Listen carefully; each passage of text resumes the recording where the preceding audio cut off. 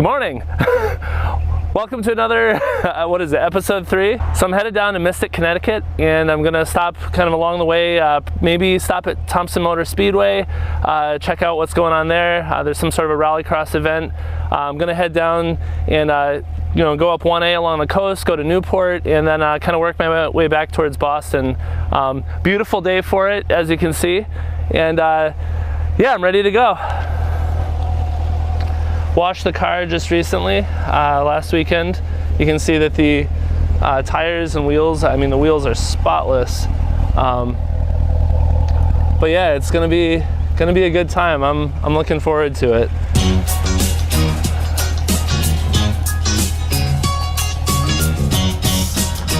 So without further ado, let's go.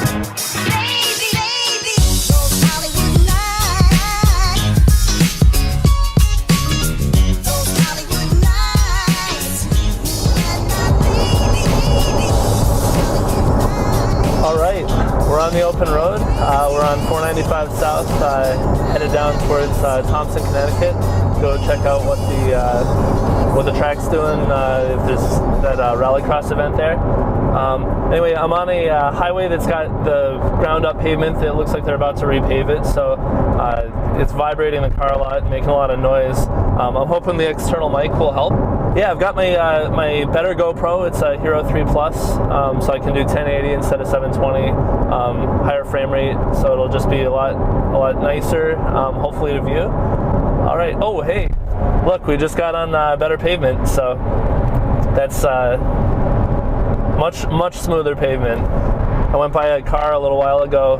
I was coming up on them. They were in the slow lane, and it looked like a grandma with 2 grandkids in the car, and you could tell she was like looking in the rearview mirror as I was coming up, and she pointed, and like you could tell she was telling the kids to look, and the kids were in the back seat and they were both waving, so I waved to them, and it was pretty cool. They had these giant smiles, so that was pretty neat. One of the things I really like about motorcycling or cars in general is when you take a long drive, you really just can kind of think about things and reminisce, and it just gives you some time to kind of gather your thoughts. That probably sounds a little weird, but I just love, like, I'm on open highway here. I've got 52 minutes till I get to an exit. Well, I guess 52 miles till I reach kind of the first stop along the trip. But I mean, I'm cruising along. I don't have to, watch for lots of traffic or obstacles or anything. But I'm cruising along, and it's a really kind of relaxing experience. One of the things I always found on my bike is that you can just go and clear your mind. You have a long day at work, or you have something that's stressing you out, and you can just kind of go and relax. And granted, you're still paying attention to the road. You got to watch for things and be alert. But you can gather your thoughts kind of while you're doing all that, and I always really enjoy that. It's one of the benefits of kind of being one with the machine. And the car is even better at that. It's quieter, it's more comfortable.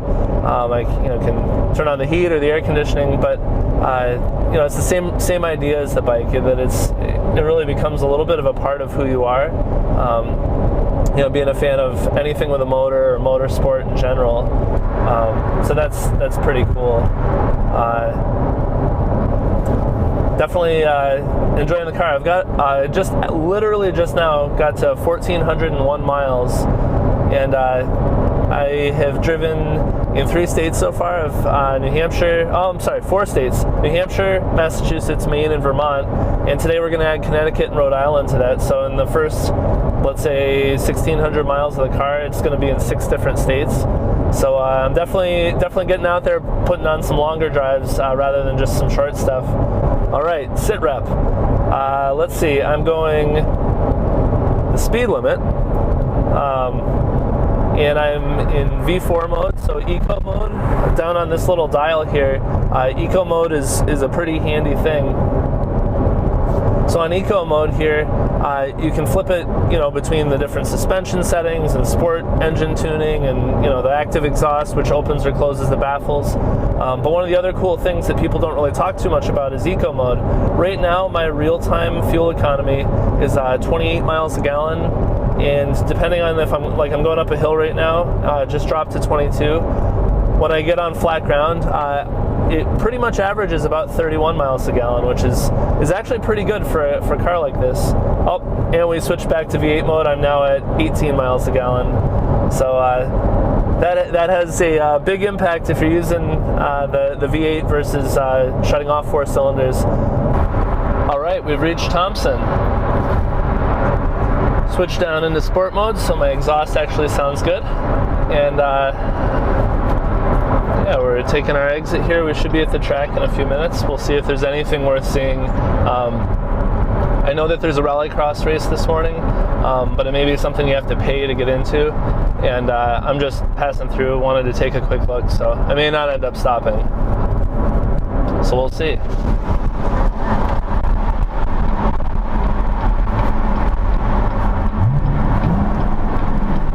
Don't know if you can hear the exhaust. It sounds really good.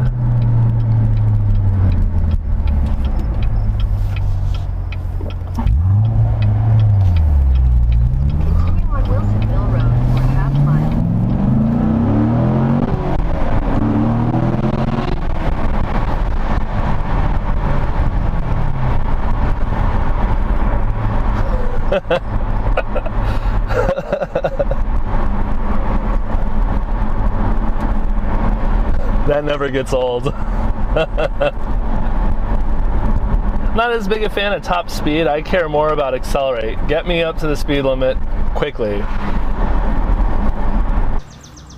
All right, so I made it here to Thompson. You can see the infield here is all full of cars parking for the rallycross event. But it's pretty cool. I made it here. I didn't really want to pay to get in, just to see what was going on. So we're going to go onward with our travels, but I made it here to Connecticut.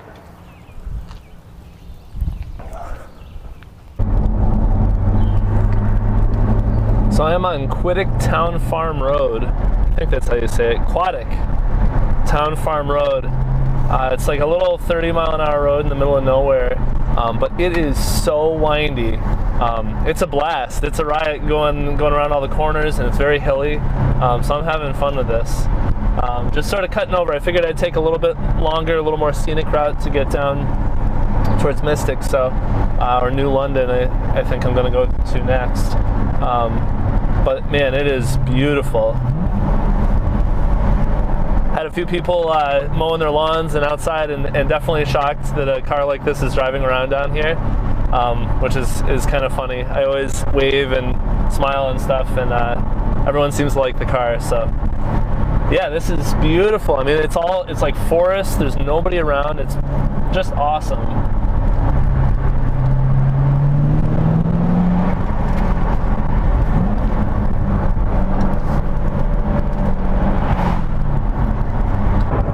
So I discovered something really cool about this car that I didn't know. I feel like almost every other time I drive it, there's something interesting. So I'm in 7th gear, in cruise control. Oh, I'm in sport mode. I'm headed over to eco mode. And anyway, earlier, a few minutes ago, I wanted to downshift. So I didn't think about it since I was in cruise control. And downshift. And cruise control is seamless. It lets off the throttle when it recognizes the clutch is in, and then it drops it back into gear. That's a pretty cool thing. My thought would be that you go and you push the clutch in and the RPMs are going to climb. Nope. It holds the engine up. It backs off the gas when you push the clutch in, shifts gear, and it picks up right where you left off. That's pretty cool. One other thing that was pretty cool that I discovered pretty recently is that this has like hill start assist, or whatever that means. Basically, if you stop on a hill, normally like that sucks in a manual, because the second you push the clutch in, you've got to go to the gas, but when you let off the brake, your car is going to roll back. This holds the brake until it detects that you've let out enough clutch for it to move forward. You never slide back, not even an inch, which is also really cool. There's all kinds of neat little features on this car that they don't really hype in the advertising stuff and in the promo material, but when you actually like are using it, all of a sudden you discover these cool features like, oh man, I'm glad somebody thought of that. All right, so we made it past Mystic and we're now at Newport State Park, somewhere in Rhode Island along the coast. Pretty interesting spot here. There's not a lot going on. You can see that I'm literally the only person here. But there's something I'm gonna show you, so follow me. There's something pretty cool, and right there is kind of a clue as to what's going on. All right, you can see we're a little further away from the car. Kind of a big open space. Now this road here, or this pathway, has a little different look than where I just came from. Well, I don't know if the camera will be able to take it in, but I'm standing on an old World War II airfield.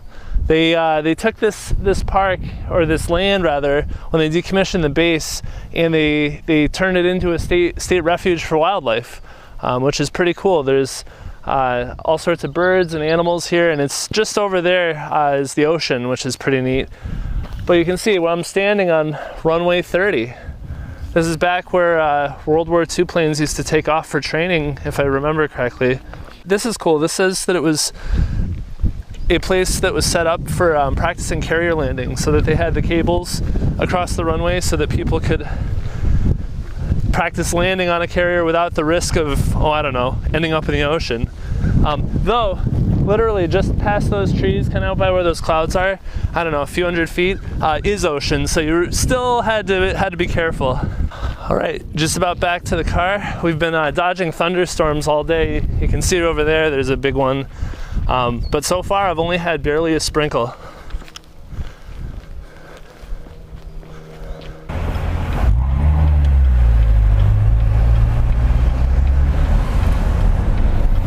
My wife and I have parked over here before. We came here 2 years ago. I surprised my wife for her birthday. Did like a 3 or 4 day weekend getaway, and it was beautiful. But anyway, you could park here and kind of walk to everything. The bike lane here is about 18 inches wide. Anything with a big rear view mirror or side mirror, and bicyclists aren't going to be able to go anywhere. Coming up on the mooring. Oh yeah, right here. The mooring restaurant. Best restaurant in Newport as far as I'm concerned. Eat right on the waterfront. Food's excellent. Excellent chef. If you're ever down here, go to the mooring. Oh, it smells good. It's like wood-fired fish on the grill. This is the last little bit of my clip, but I made it to Newport and headed back home. Till next time.